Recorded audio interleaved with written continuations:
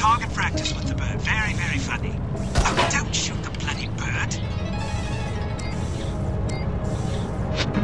It's me, Santa. Say hello to the Mark 7 mechanized mic. Launch sequence. 3, 2, 1.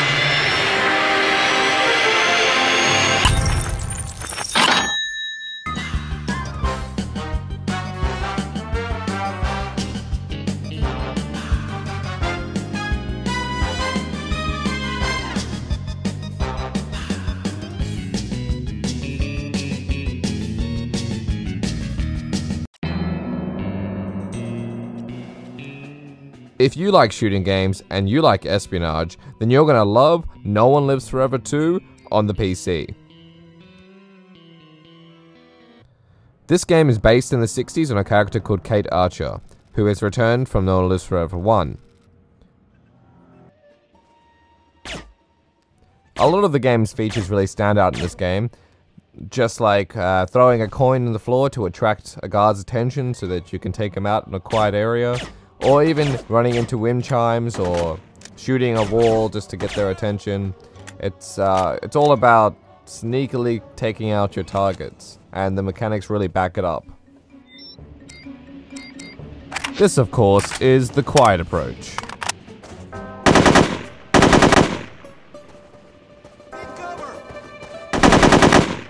Knocked down like a mule hitting a reporter.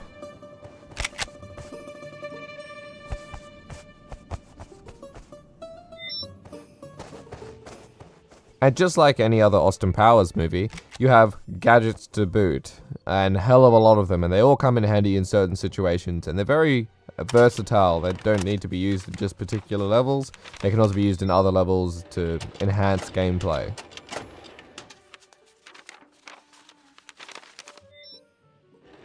Also, certain gadgets in the game will help you collect the collectible items throughout the levels, which will help you skill up a lot quicker, and it'll just help you play through, which is an awesome feature as well.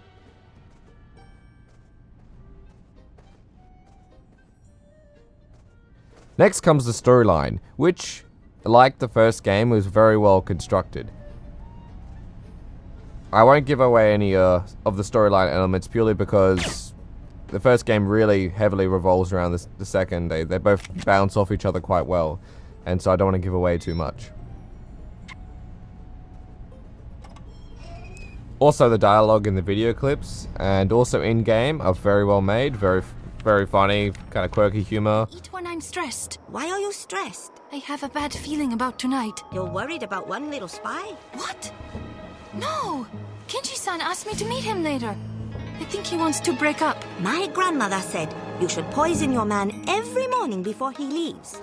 Tell him he can have the antidote when he comes home. What poison should I use? I'm sure my grandmother can give you something. She doesn't need it anymore. She's not worried about your grandfather running away? He can't. He's paralyzed. You have to be very careful with the dosage. Next, the sound design for the game. There is an amazing score which has been orchestrated for the game, and it always changes in between, going from when an enemy is getting close to you or if you're just running through a normal gameplay. The music also, the elements change for each area that you're in. When you're in Russia or I think Japan, or any other place along the maps, then they all change with the game.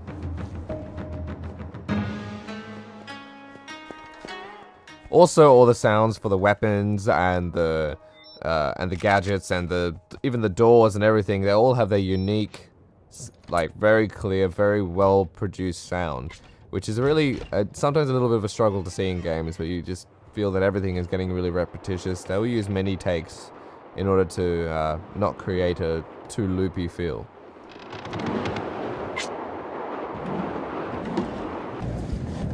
The AI in this game is really very well made. They dodge bullets, they use cover, they're very clever. They sneak around, they don't just run head first. Unfortunately, this isn't the easiest game to find, and it doesn't come too cheap, but you can actually find it cheap. If you do score a copy, you might only be paying $10 for it. It is I think, very important to play the first game. It really does bounce off it. I will be reviewing the game later on. On a plus side, this game does work on the Windows 7, so you're allowed to, as long as you patch it up correctly, then it will work completely fine. So, enjoy killing people, but quietly.